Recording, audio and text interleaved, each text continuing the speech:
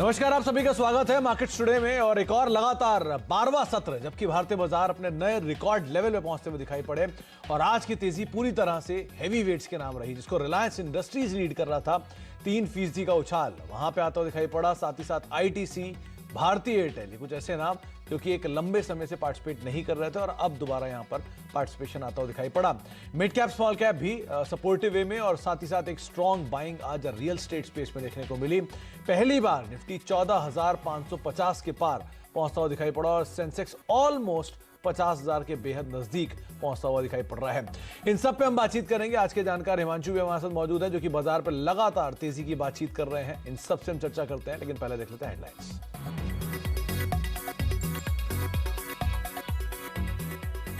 बाजार में बुल्स का जलवा कायम। लगातार 12वें दिन रिकॉर्ड तेजी के साथ निफ्टी निकला 14,500 के पार। आरआईएल करीब 3% ऊपर।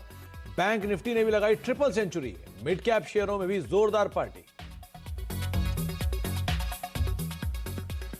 मेटल शेयरों ने मचाई धूम। निफ्टी मेटल इंडेक्स 27 महीने की ऊंचाई पर। सेल, टाटा स्टील, हिंडाल्को और हिंदुस्तान जिंक में 3 से 5% तक का उछाल। स्टॉक 2020 में सुझाए गए जीएमडीसी 11% चढ़ा। बजट से पहले रियल एस्टेट शेयरों में भी जोरदार खरीदारी। 10% की तेजी के साथ एफएनओ का टॉप गेनर बना डीएलएफ। 3 साल के शिखर पर पहुंचा। गोदरेज प्रॉपर्टी, ओबरॉय रियल्टी भी 2 से 3% तक चढ़े। कल आएंगे इन्फोसिस और विप्रो के तिमाही नतीजे। 3% से ज्यादा बढ़ सकता है विप्रो का डॉलर रेवेन्यू। विप्रो के मार्जिन पर दिख सकता है हल्का दबाव। नतीजों से पहले एक हफ्ते में 5% चढ़ा इन्फोसिस, तो विप्रो भी 10% का उछाल।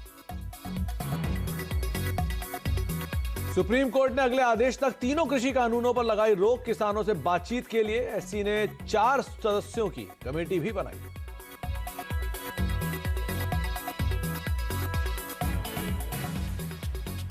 और वैक्सीनेशन की तैयारी हुई तेज। टीके से पहले खेप सीरम इंस्टीट्यूट पुणे से दिल्ली लाई गई। Rajiv Gandhi super speciality hospital में रखी जाएगी वैक्सीन।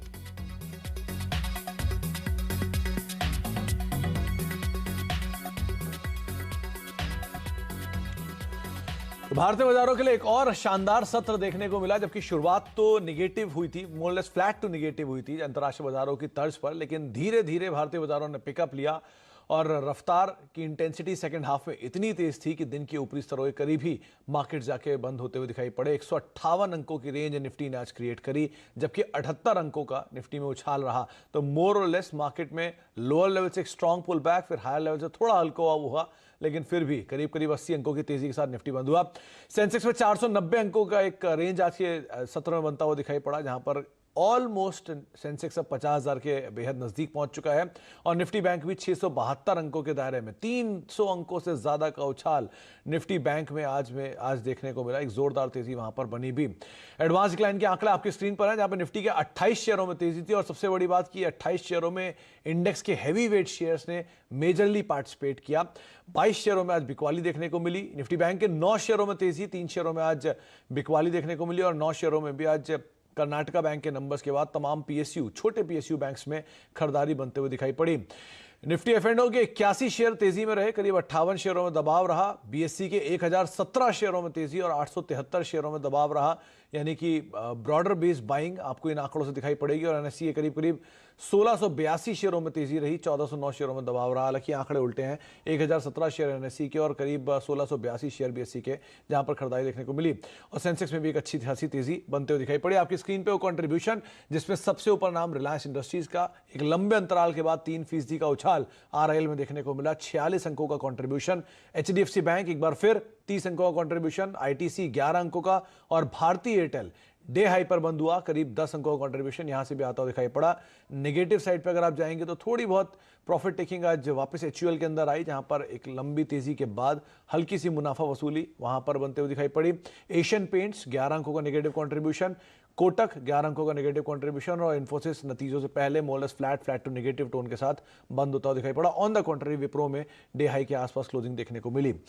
चलिए अब आज के जानकार और पूरा पैनल आपको मिलवा देते हैं। हमारे साथ यतिन और दीपाली रोज की तरह मौजूद हैं अलग अलग सेक्टर से बातचीत करने के लिए। और ग्लोब कैपिटल के हिमांशु भी मौजूद हैं, जो कि आपको बाजार में तेजी की बात कर रहे हैं। और तेजी पे ही उन्होंने अपनी राय कल भी दी थी और आज बाजार में एक अच्छी तेजी देखने को मिली भी। हिमांशु, अब आप क्या रणनीति रखेंगे? सेंसेक्स ऑलमोस्ट 50,000 पहुंच गया और निफ्टी लगातार 14,550 के ऊपर अब पहुंचता हुआ दिखाई पड़ रहा है, क्या किया जाए? शुक्रिया सुमित, गुड इवनिंग। देखिए, मुझे लगता है कि एक नए रिकॉर्ड के बनने के बाद भी यहाँ पर जो स्टैंड है वो तेजी का ही है।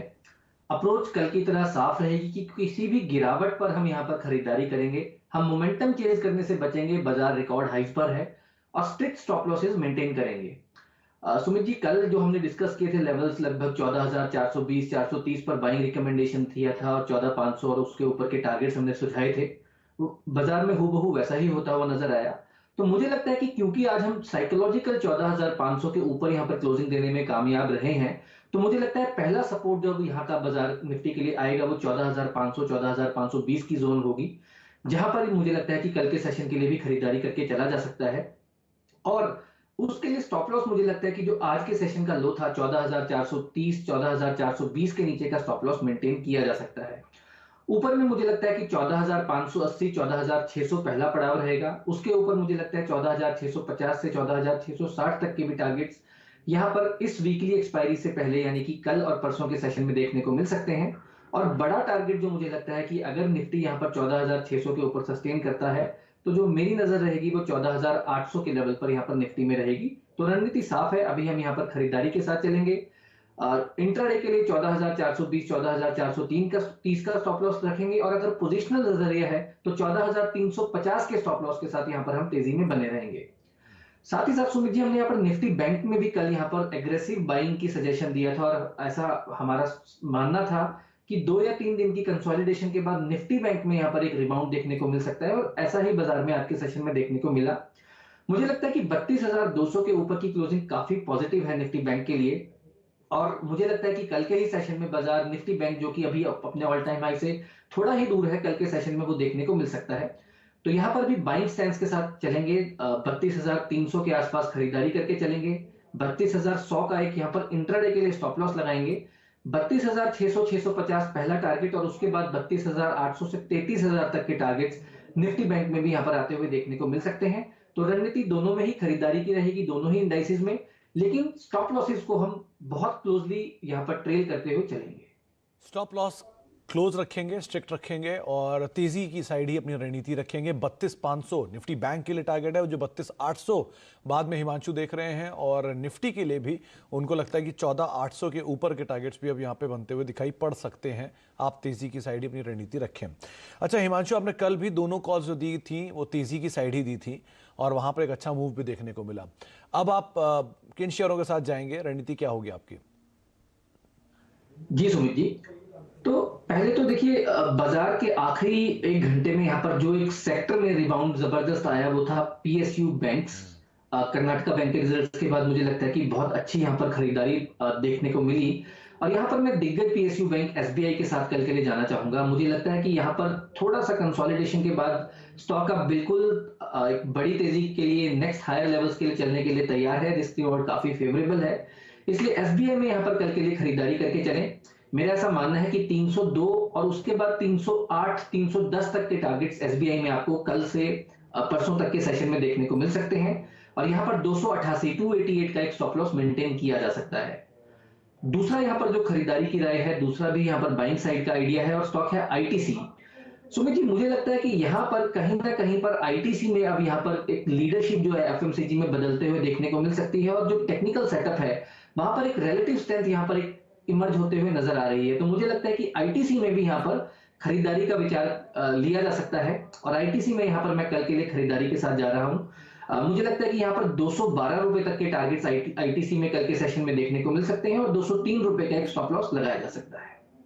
तो आपको दो शेयर जहां पर खरीदारी की बात अभी अभी हिमांशु ने की, उसमें एक नाम तो है आईटीसी आपकी स्क्रीन पर 212 रुपए के टारगेट्स के लिए, 203 का स्टॉप लॉस। वैसे भी आईटीसी में आज एक लंबे अंतराल के बाद मूव आया। और दूसरा नाम है एसबीआई। सेकंड हाफ में कर्नाटका बैंक के नंबर्स और तमाम पीएसयू बैंक्स में buying, Indian bank, bank of Baroda, Canara bank, किसी का भी नाम लीजिए, सब में ही सेकंड हाफ में एक अच्छी खरीदारी आते हुए दिखाई पड़ी। और आप एसबीआई पे दांव लगाइए, 302 308 का टारगेट रहेगा, 288 का एक स्टॉप लॉस मेंटेन कर सकते हैं। अच्छा, दो नाम सबसे बड़े कॉन्ट्रीब्यूटर जो आज निकल कर सामने आया, उसमें एक एक था रिलायंस इंडस्ट्रीज, 50 अंकों का कंट्रीब्यूशन, 3% का उछाल, एक लंबे अंतराल के बाद में मूव आया, 1900 से सीधे 1950 ही शेयर पहुंच गया। और दूसरा नाम है भारती एयरटेल, डे हाई पर बंद हुआ। इन दोनों में क्या किया जाए हिमांशु? सुमित जी, भारतीय एयरटेल के लिए मैं कहूंगा कि यहाँ पर हमने कल भी डिस्कस किया था कि 550 एक अच्छा इंपॉर्टेंट साइकोलॉजिकल हर्डल था, और जैसे ही स्टॉक ने आज उसके ऊपर यहाँ पर काम करना शुरू किया, मुझे लगता है कि यहाँ पर एक शॉर्ट कवरिंग और फ्रेश बाइंग दोनों के चलते एक अच्छी तेजी बनते हुए नजर आई। मुझे लगता है कि इमीडिएट टारगेट भारतीय एयरटेल में जो अब चार्ट पर नजर आता है वो 580 से 585 का टारगेट है। मुझे लगता है कि बिल्कुल यहाँ पर एक अच्छे कंसोलिडेशन के बाद स्टॉक ने ब्रेकआउट दिया है, खरीदारी करके चले। 558 रुपए के नीचे का स्टॉप लॉस लगा के भारतीय एयरटेल में 580 रुपए के टारगेट के लिए खरीदारी करके चला जा सकता है। सुमित जी, इंपॉर्टेंटली रिलायंस इंडस्ट्रीज ने आज बहुत ही अच्छा यहाँ पर बाजार को सहारा दिया और बहुत अच्छी कंट्रीब्यूशन दी। मुझे लगता है कि कल के सेशन में मैं 1970-1975 के लेवल को बहुत क्लोजली वॉच करूंगा। पहले यहाँ पर स्टैंस खरीदारी का ही रहेगा। मुझे लगता है कि अगर कोई भी गिरावट इनिशियल आवर्स में 1940-1945 के दायरे में मिलती है तो वहां पे खरीदारी करके चलें। 1925 रुपए के स्टॉप लॉस के साथ 1970-1975 का पहला टारगेट रहेगा। अगर ये स्टॉक 1970 या 1975 के ऊपर क्लोजिंग देने में कामयाब रहता है सुमित जी, तो मुझे लगता है कि ये 2100 रुपए तक की तेजी दिखाने के लिए तैयार है। तो यहां पर मैं 1975 रुपए के पहले टारगेट के लिए अभी यहां पर खरीदारी की राय दूंगा।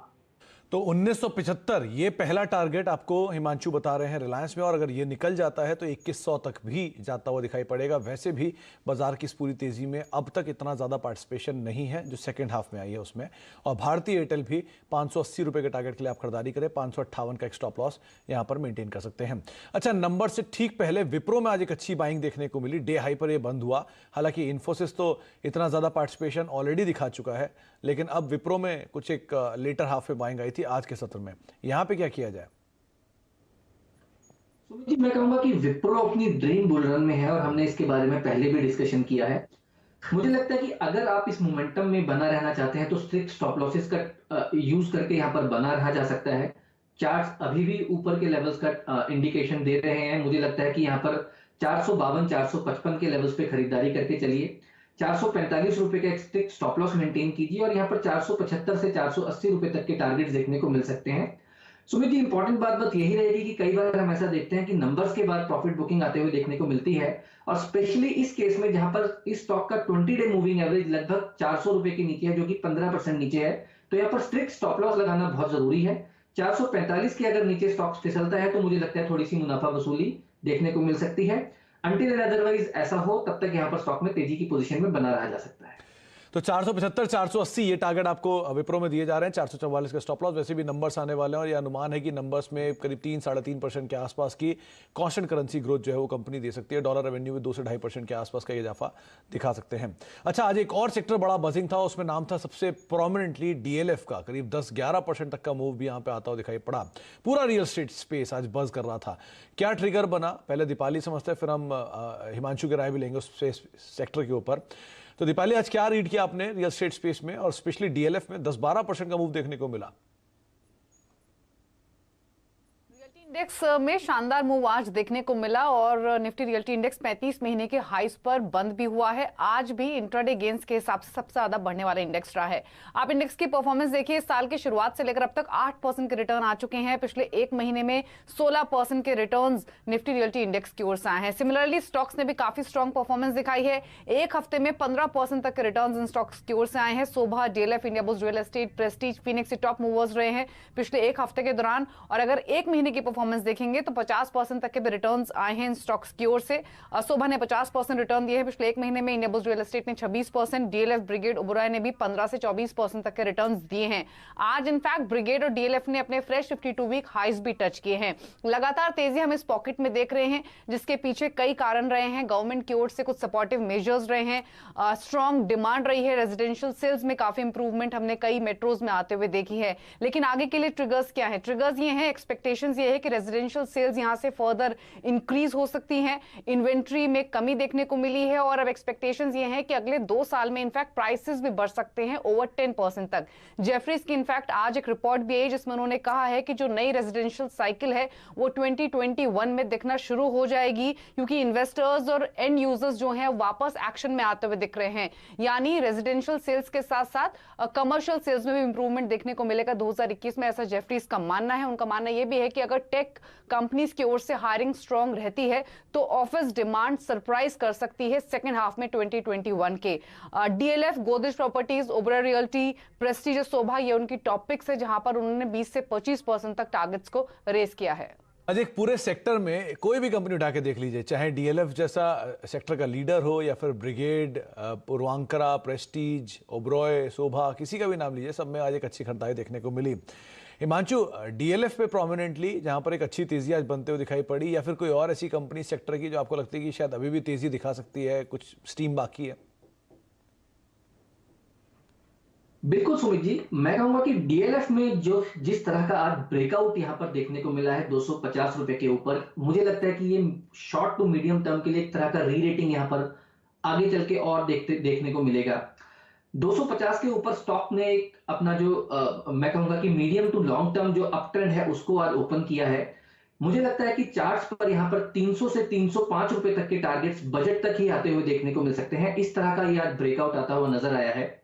और अगर लॉन्ग टर्म का नजरिया लिया जाए सुमित जी, तो मुझे लगता है कि यहाँ पर 400 रुपए तक के भी टारगेट्स आते हुए देखने को मिल सकते हैं। तो ये आज का जो ब्रेकआउट है ये बहुत सिग्निफिकेंट है और मुझे लगता है कि इसी वजह से यहाँ पर एक स्ट्रॉन्ग, जैसे ही स्टॉक 250 255 के ऊपर चलना शुरू हुआ, बहुत बड़ा तेजी का मोमेंटम यहाँ पर बनता हुआ नजर आया। तो मुझे लगता है कि यहाँ पर क्लोज वॉच रखें। ड्यूरिंग द डे अगर कोई डिप्स आपको 255 260 रुपए के आसपास मिलते हैं तो वहां पर खरीदारी की पोजीशन बना के चलिए। पोजीशनल 240 रुपए के स्टॉप लॉस के साथ मुझे लगता है कि 300 रुपए तक के टारगेट्स डीएलएफ में एक महीने के अंदर आते हुए देखने को मिल सकते हैं। इसके अलावा सुमित जी, मुझे लगता है कि गोदरेज प्रॉपर्टीज एक दूसरा स्टॉक है जिसमें हमने पहले भी काफी अच्छी तेजी बनते हुए देखी है और आगे चल के मुझे लगता है कि 1600 रुपए तक के टारगेट गोदरेज प्रॉपर्टीज में भी आते हुए देखने को मिलेंगे। प्रॉपर्टी एक नाम है और दूसरा नाम डीएलएफ, जिसकी अभी चर्चा हिमांशु कर रहे थे। उनको लगता है कि यहाँ से एक बड़ी तेजी इसमें और भी देखने को मिल सकती है पोजीशनल आधार पर भी। अच्छा, इससे रिलेटेड सेक्टर देखिए, अल्ट्राटेक एक स्टॉक है सीमेंट स्पेस का, जहां पर एक अच्छा मूव आज फिर बनता हुआ दिखाई पड़ा था। अब अल्ट्राटेक या सीमेंट स्पेस से कोई नाम? सुमित जी, बिल्कुल अल्ट्राटेक सीमेंट एक तरह से बिल्कुल लीडर रहा है इस रैली का। सीमेंट पैक में हमने देखा कि पिछले क्वार्टर्स में स्ट्रॉन्ग नंबर्स के बाद जो यहाँ पर ब्रेकआउट आता हुआ नजर आया था वो अभी तक यहाँ पर कंटिन्यू होता हुआ नजर आया है। इमीडिएट हर्डल में कहूंगा कि 5700 का है, जहां पर साइकोलॉजिकल थोड़ी सी कॉल राइटिंग है, बट इवेंचुअली मुझे लगता है कि स्टॉक यहाँ पर 5800 से 5850 तक के टारगेट दिखा सकता है। 5580 5590 के आसपास कोई डिप मिलता है तो वहां पे खरीदारी की राय रहेगी। 5550 का स्टॉप लॉस लगाया जा सकता है। पहला टारगेट 5780, उसके बाद 5850 तक के टारगेट्स यहां पर आते हुए देखने को मिल सकते हैं। इसी के अलावा अगर बात की जाए सुमित जी, तो मुझे लगता है अंबुजा सीमेंट एक दूसरा स्टॉक है। हालांकि आज के सेशन में यहाँ पर थोड़ा सा एक कंसोलिडेशन जरूर बनता हुआ नजर आया, लेकिन मुझे लगता है कि जो स्टॉक का टेक्निकल सेटअप है वो काफी पॉजिटिव है और 264 265 रुपए के आसपास स्ट्रॉन्ग सपोर्ट जोन है जहां पर खरीदारी करके चला जा सकता है। आने वाले दिनों में 280 285 तक के टारगेट्स अंबुजा सीमेंट में भी आते हुए देखने को मिल सकते हैं। तो सीमेंट में buy on dips Ambuja cement के लिए और अल्ट्राटेक, जहां पर आउटराइटली आप खरीदारी कर सकते हैं। वैसे भी ये कंपनी इन्वेस्टमेंट ग्रेड स्टॉक के तौर पे गिनी जाती है और अब डे हाई के आसपास क्लोजिंग भी देता हुआ दिखाई पड़ा। एक ब्रेक का वक्त है, ब्रेक पे जाने से पहले लेकिन जो बातचीत हुई वो आपको बताते हैं। निफ्टी बैंक को लेकर तेजी की ही चर्चा है और अभी भी हिमांशु का मानना है कि आप निफ्टी में भी और निफ्टी बैंक में भी तेजी ही करके चलें। निफ्टी के लिए टारगेट्स जो आपको दिए जा रहे हैं वो करीब 14,880 के आसपास के टारगेट्स हैं और निफ्टी बैंक के लिए भी जो टारगेट्स हैं वो आपको दिए जा रहे हैं कि यहां से एक अच्छा पोटेंशियल अपसाइड वहां पर खुलता हुआ दिखाई पड़ सकता है। कॉल्स के लिहाज से आप विप्रो में दाव लगाइए 475 480 के टारगेट्स के लिए, भारती 580 के टारगेट्स के लिए, आईटीसी 212 रुपए के टारगेट्स के लिए खरीदारी करें, 203 का स्टॉप लॉस मेंटेन कर सकते हैं। इसके अलावा जिन शेयरों पर चर्चा हुई उसमें रिलायंस एक ऐसा नाम है जहां पर हिमांशु को लगता है कि और ज्यादा मूव आता हुआ दिखाई पड़ सकता है। आप यहां पर 2100 प्लस के भी टारगेट गोइंग फॉरवर्ड देख सकते हैं। भारतीय एयरटेल 580 रुपए के टारगेट्स के लिए आप खरीदारी करें, 558 का एक स्टॉप लॉस यहां पर मेंटेन करके चल सकते हैं। एक ब्रेक का वक्त है, ब्रेक के बाद लौटेंगे। यतिन हमारे साथ मौजूद है, उनसे हम बातचीत करेंगे डीलर्स रूम को लेकर, किस तरह की चर्चा है, कहां बाय कहां सेल, सब बातचीत होगी छोटे से ब्रेक के बाद।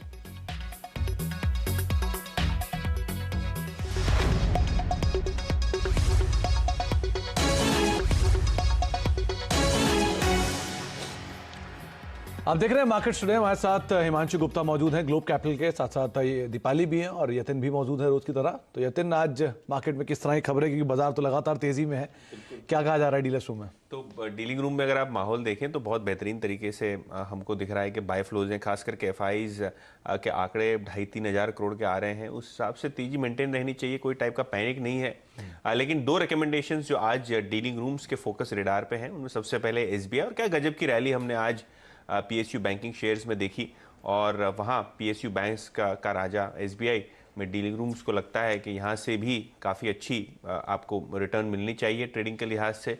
और अगर आप वायदे बाजार की डेटा भी देखें तो लगभग 6% का ओपन इंटरेस्ट का एडिशन हुआ था, जो लॉन्ग साइड पे यानी तेजी की साइड पे हुआ था।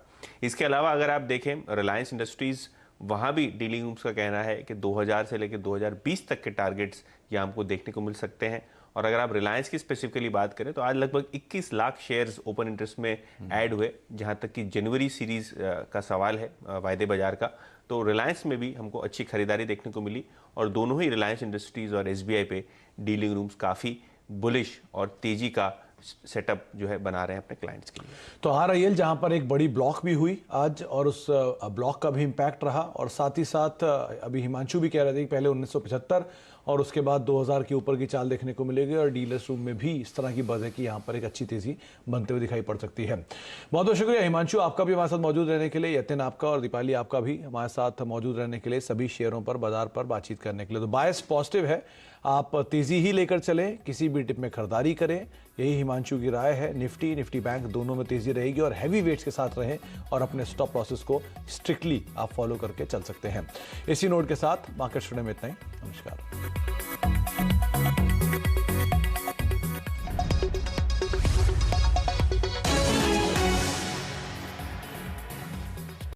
फ्रेंड्स, मिलते हैं अगले वीडियो के अंदर, जब तक के लिए गुड बाय।